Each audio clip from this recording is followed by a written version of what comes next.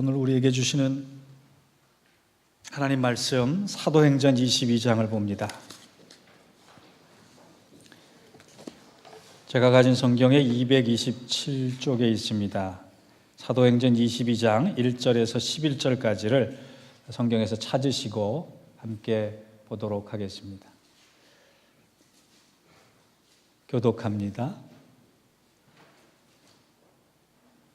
부형들아, 내가 지금 여러분 앞에서 변명하는 말을 들으라. 그들이 그가 히브리 말로 말함을 듣고 더욱 조용한지라 이어 이르되, 나는 유대인으로 길리기아 다소에서 났고 이성에서 자라 가말리아의 문화에서 우리 조상들의 율법에 엄한 교육을 받았고 오늘 너희 모든 사람처럼 하나님께 대하여 열심히 있는 자라. 내가 이 돌을 박해하여 사람을 죽이기까지 하고 남녀를 결박하여 옥에 넘겼노니 이에 대제사장과 모든 장로들이 내 증인이라. 또 내가 그들에게서 다메섹 형제들에게 가는 공문을 받아가지고 거기 있는 자들도 결박하여 예루살렘으로 끌어가다 형벌받게 하려고 가더니 가는 중 다메섹에 가까이 왔을 때 오정쯤 되어 호련히 하늘로부터 큰 빛이 나를 둘러 비치매 내가 땅에 엎드려져 들으니 소리 있어 이르되, 사울아 사울아 내가 왜 나를 박해하느냐 하시거늘 내가 대답하되 주님 누구시니까 하니 이르시되 나는 내가 박해하는 나사렛 예수라 하시더라. 나와 함께 있는 사람들이 빛은 보면서도 나에게 말씀하시는 이의 소리는 듣지 못하더라. 내가 이르되 주께서 이르시되 일어나 다메섹으로 돌아가라. 내가 해야 할 모든 것을 거기서 누가 이르게 하려시.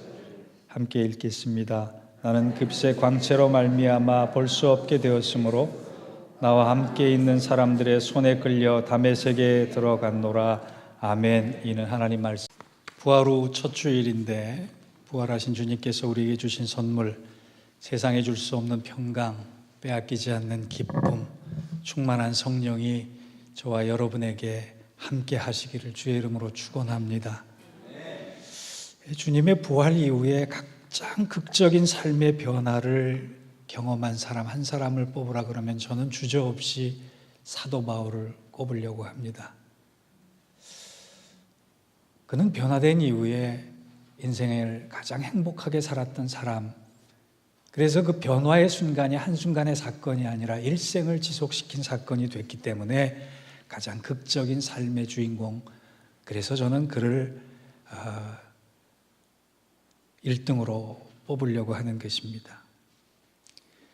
사도 바울은 여러 면에서 정말 탁월한 사람이었습니다. 다방면에서 1등이라고 해도 과언은 아니었고, 또 그의 업적과 그의 남긴 족적의 모습을 보면 아무나 따라갈 수 없는 귀한 것입니다.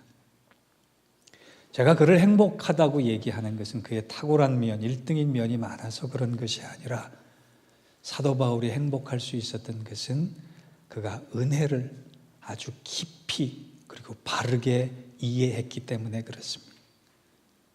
우리는 교회 생활하면서 은혜라고 하는 단어를 참 많이 씁니다. 그 영향은 사도 바울에게서 왔다 해도 과언이 아닙니다.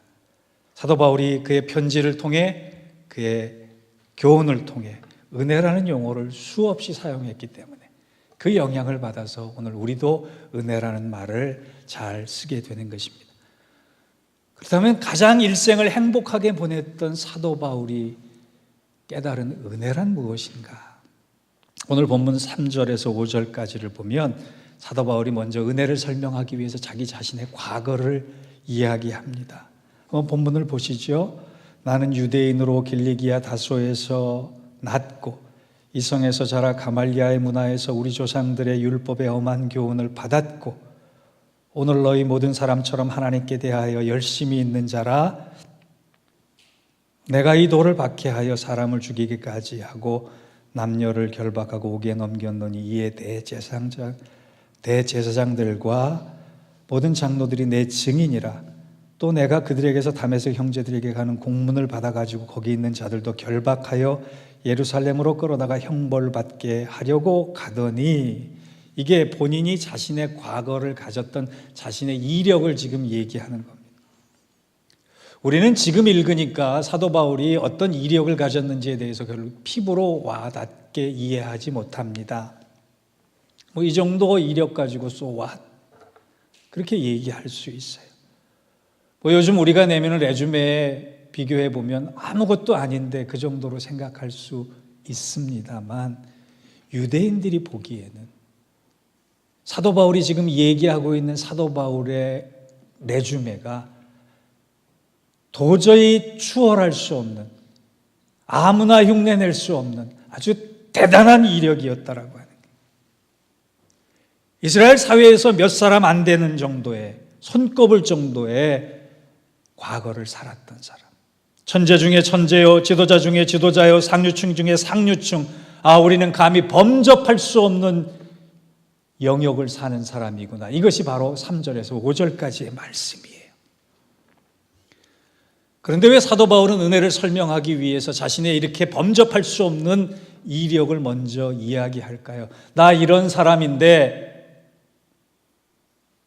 내가 이만큼 대단한 사람인데 그럼에도 불구하고 예수를 믿게 됐어라고 하는 걸 자랑하기 위해서입니까? 아닙니다. 나는 이 화려한 이력 가운데 예수 그리스도를 플러스 시켰기 때문에 이전보다 더 훌륭한 사람이 됐어, 그렇게 이야기하고자 하는 것도 아닙니다. 당신들이 생각하기에 범접할 수 없는 이 영역, 흉내낼 수 없는 과거, 따라올 수 없는 이력에 대해서 무엇을 얘기하고 싶어 할까요? 그런 것을 은혜를 경험하고 나니까 배설물처럼 여기게 됐다는 것을 강조하기 위해서. 그래서 빌립보서 3장 8절에 그는 분명히 고백합니다. 또한 모든 것을 해로 여김은 내 주 예수 그리스도를 아는 지식이 가장 고상함이라. 내가 그를 위하여 모든 것을 잃어버리고 배설물로 여김은 그리스도를 얻기 위함이라. 자신의 과거를 이렇게 포장하지 않고 그대로 얘기하면서 감히 범접할 수 없는 영역에 선을 그은 이유는, 여러분, 세상적으로 볼 때 나는 예수 믿을 가능성이 가장 적은 사람입니다. 나는 예수 안 믿어도 충분한 사람입니다. 나는 예수 없이도 살만한 사람입니다. 그런데 예수를 믿고 보니까, 은혜를 받고 보니까 그 모든 것이 다 하찮아졌고 쓸모없어졌고 뒤도 안 돌아보는 배설물처럼 여겨지게 됐습니다. 이 얘기를 듣는 순간 사람들은 사도 바울이 어떤 이력을 가지고 어떻게 살아왔는지를 다 알고 있었기 때문에 사도 바울이 예수 믿는 것을 받아들일 수밖에 없게 되는 것입니다. 사도 바울이 얘기하고 있는 것은 그의 화려한 이력이 배설물처럼 여겨지지 않을 때는 예수님께로 가는데 가장 큰 방해거리가 됐다라고 합니다. 우리도 마찬가지 아닙니까? 목사인 저 자신도 그래요. 내가 화려하게 붙잡고 싶어 하는 것, 내가 가장 소중하게 여기고 싶어 하는 것, 내가 놓치고 싶지 않은 것, 그것이 돈이든 명예든 자리든 타이틀이든 자존심이든 직분이든 오히려 그것이 예수님께로 이르는데 방해거리가 되고 있다면 우리는 참된 은혜를 경험할 수 없게 되는 것입니다. 사도 바울은 도무지 예수 믿을 수 없는 것들을 붙잡고 있는 그에게 예수께서 먼저 찾아와 주심을 은혜라고 하는 단어가 아니고선 설명할 수 없다, 그렇게 고백합니다. 그래서 고린도전서 15장 10절에 이렇게 기록하고 있습니다. 나의 나된 것은 하나님의 은혜로 된 것이니 내게 주신 그의 은혜가 헛되지 아니하며 내가 모든 사도보다 더 많이 수고하였으나 내가 아니요 오직 나와 함께 하신 하나님의 은혜로다. 사랑하는 성도 여러분, 은혜란 내 인생을 향한 하나님의 이끄심을 내가 인정하고 아멘하는 거예요. 지나온 길이 순탄했기 때문에, 앞으로 가야 할 길이 형통한 시온의 도로였기 때문이 아니라, 내가 가장 붙잡고 있었던 것들이 나를 행복하게 하지 못할 때 오히려 그것을 버리고 얻은 예수를 통하여 행복해질 수밖에 없었다라고 하는 그 사실에, 그것은 내 공로나 내 의지와 내 다가섬이 아니고 주님께서 먼저 나 같은 것까지 사랑해 주신 그 은혜, 그것을 받아들일 때 이루어지는 것을 믿으시기 바랍니다. 사도 바울은요, 누구보다도 사리가 밝은 사람이었어요. 계산적인 사람이었어요. 철두철미한 사람이었어요. 그런데 그가 예수를 믿게 된 것은 은혜 아니면 아니었다라고 고백했던 것처럼 우리들의 삶도 은혜로 재해석되는 축복이 있기를 바랍니다. 내 모든 인생의 순간들이 은혜로 해석되어질 때 우리는 분명 달라질 것입니다. 그런 순서가, 그런 기회가, 그런 축복이 우리 공동체에 임해야 할 때가 된 것 같습니다. 저도 그렇고 여러분도 그렇고 은혜로 해석돼서 좁은 문도 주저없이 믿음으로 걸어갈 수 있는 귀한 결단이 오늘 말씀을 통해 있기를 주의 이름으로 축원합니다. 그러기 위해서 오늘 은혜에 대해서 두 가지를 기억하셨으면 좋겠어요. 첫째, 은혜를 아는 사람은 더 귀한 것을 얻기 위해 버릴 것을 먼저 버리는 사람이다. 본문 7절을 한번 보겠습니다. 내가 땅에 엎드려져 들으니 소리 있어 이르되 사울아 사울아 내가 왜 나를 박해하느냐 하시거늘 그랬어요. 성경에서 참 보기 드문 장면입니다. 하나님께서 이름을 부르실 때, 주님께서 이름을 부르실 때 두 번이나 걸쳐서 안타까운 음성으로 부르시는 경우는 참 드물은 경우입니다. 주님은 사울아 사울아 두 번씩이나 부르십니다. 그만큼 안타까운 가운데 사랑을 전하고 싶은 거였어요. 너는 나의 사랑을 알지 못하고 있구나. 너는 너의 것에 붙잡혀서 내가 주는 것을 보지 못하는구나.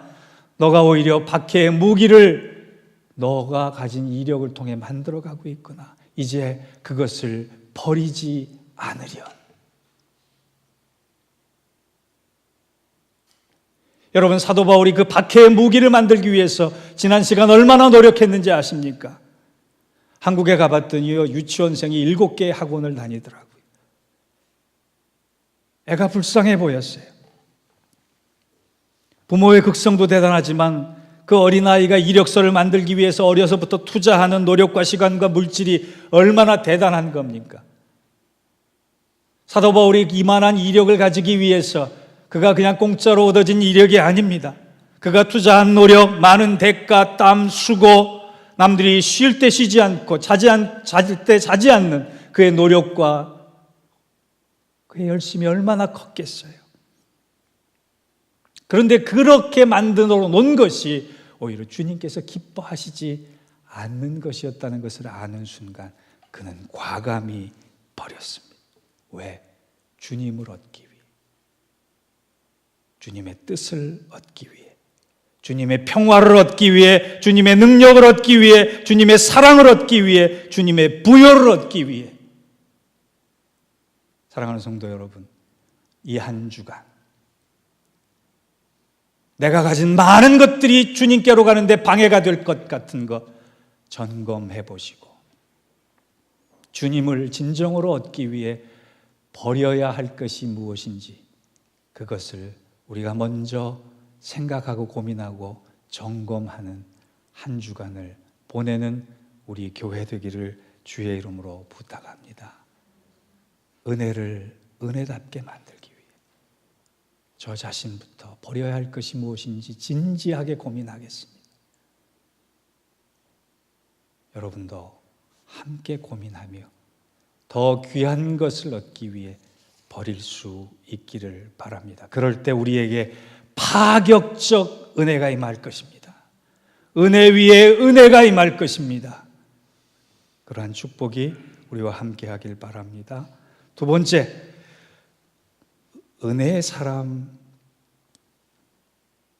이 사람은요, 버릴 줄 아는 사람인가 동시에 내 삶의 목적이 주님 안에서 무엇인가를 발견하는 사람. 오늘 우리가 읽지 않았습니다만 15절을 함께 보시죠. 내가 그를 위하여 모든 사람 앞에서 내가 보고 들은 것의 증인이 되리라. 사도 바울이 극적인 삶의 변화 이후에 받은 것은 사명이에요. 삶의 목적이에요. 여러분, 구원이라고 하는 것은 죽어서 천국 가는 것이 아닙니다. 내가 살아야 할 이유와 목적을 주 안에서 발견하는 거예요. 이전까지는 내가 목적 없이 살았어도, 이전까지는 아무 뚜렷한 비전 없이 살았어도, 내가 주님을 만났다면, 은혜를 받았다면, 내가 주님을 위해, 주의 몸된 교회를 위해 무엇을 할 것인가를 뚜렷이 선명히 볼 수 있는 사람이 되는 것입니다. 그래서 갈라디아서 2장 20절에 이런 말씀이 있지 않습니까? 내가 그리스도와 함께 십자가에 못 박혔나니 그런즉 이제 내가 산 것 아니요 오직 내 안에 예수께서 사신 것이라. 이제 내가 육체 가운데 사는 것은 나를 사랑하사 자기 몸을 버리신 예수 위에 사는 것이라. 삶의 목적이 사도 바울은 전해졌기에 그런 지속적인 은혜 속에 살아갈 수 있었던 것입니다.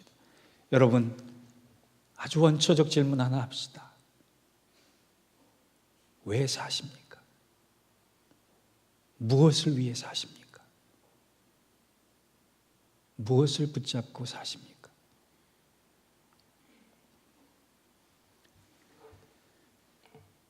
정근자 전도사님이라고 하는 분이 한국에 계세요. 지금 66세 되셨는데 한 40대 초반 때부터 간증을 하러 다니시는 분인데, 이분이 2013년에 시카고 미랄 대회에 오셔서 아주 감동적인 간증을 하셨습니다. 이분이 쓴 책은 2권인데 입으로 쓴 편지와 마음으로 쓴 편지라는 책이에요. 이분은 24살에 간호사, 한 병원에 촉망받는 미래를 가진 간호사였습니다. 병원의 공원 공사를 하는 현장에서 불행히도 어느 날 공사를 돕다가 선한 일을 하다가 7400볼트의 고압 전선에 감전이 됐습니다. 현장에 있던 인부 2명이 죽고 본인은 충격으로 부상을 입어 병원에 실려갔는데 불행히도 2 팔과 한쪽 다리를 절단할 수밖에 없었어요. 꽃다운 나이 24살의 나이에 아리따운 처녀가 한쪽 다리와 2 팔이 없는 고통을 감당할 수 있겠습니까?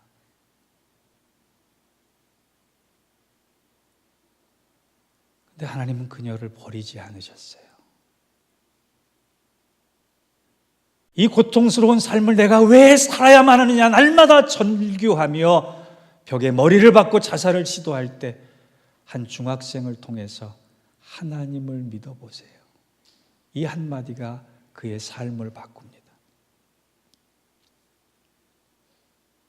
그리고 병원에 있는 예배실 복도에 나아가 통곡하기 시작하면서 인격적으로 주님을 만났습니다. 그의 간증을 보면 살아있었지만 생명조차도 무의미했던 그 순간 2 팔 없이도 한쪽 다리 없이도 내가 할 수 있는 일을 발견했다. 그래서 구족 화가처럼 펜으로 자기보다 부자연스러운 재소자들을 위해 편지를 쓰기 시작합니다. 내가 질그릇 같지만 깨져 있지만 보배 같은 예수를 만나니 내 삶이 달라졌습니다. 여러분, 감옥 안에서 예수를 만나시기 바랍니다. 그렇게 해서 3개월 동안 입으로 한자 한자 볼펜을 가지고 구족 화가처럼 써내려간 그의 편지를 받고 많은 재소자들이 감동을 받았다고 합니다. 그는 간증할 때마다 이렇게 얘기합니다. 그때 그 사건을 통해 내가 예수 안에 있지 않았다면 나는 오히려 많은 것을 가지고 누리고 있을지라도 아무 소용없는 삶을 살았겠다. 44세가 되던 해에 그는 빚을 내서 충청도 보은에다 150명 수용할 수 있는 장애인 시설을 건립하고 지금도 다른 사람을 위해 살아가는 것이 가장 행복한 모습으로 살아가며 열심을 다해 주님 나라를 증거하고 있습니다. 그가 사는 이유는 단 한 가지입니다. 예수 위에서.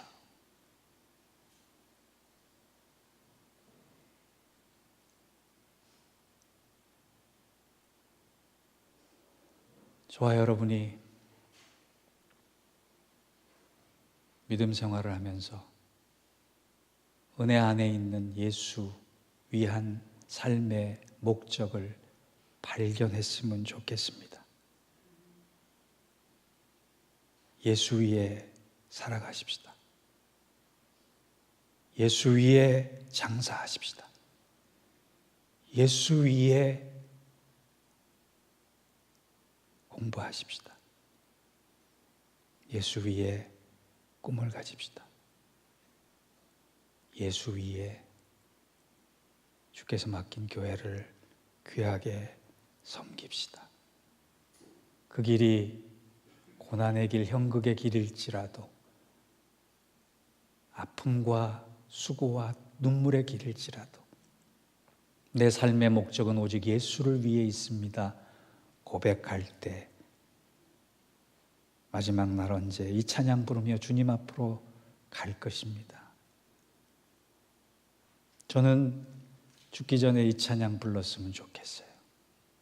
내 인생 여정 끝내어 강 건너 언덕 이를 때 하늘 문 향해 말하리 예수 인도하셨네. 매일 발걸음마다 예수 인도하셨네. 나의 무거운 죄짐을 모두 벗고 하는 말 예수 인도하셨네. 여러분, 예수 위에 살아갑시다. 그럴 때 로마서 8장의 말씀처럼 주께서 이렇게 선포해 주실 것입니다. 그런즉 이 일에 대하여 우리가 무슨 말하리요? 만일 하나님이 우리를 위하시면 누가 우리를 대적하리요? 누가 우리를 그리스도의 사랑에서 끊으리요? 환난이나 곤고나 핍박이나 기근이나 적신이나 위험이나 칼이랴. 주님이 붙들고 계시는 한 우리는 그리스도의 것입니다. 그리스도의 것인 우리가 주님 위에 살아가는 동안 주님께서는 우리의 삶을 기뻐하시며 인도해 주시며 함께해 주실 것입니다. 그 은혜와 축복이 우리 모두에게 임하길 주의 이름으로 축원합니다. 기도하겠습니다. 하나님, 인생의 광야를 걸어갈 때 하나님 외에 아무도 없는 그곳에서 우리 하나님이 전부이고 우리 주님이 전부인 것을 경험하게 하시고 주님만을 위해 살아가는 우리들의 삶, 우리들의 가정, 우리들의 교회 되게 하여 주옵소서. 예수님의 이름으로 기도하옵나이다. 아멘.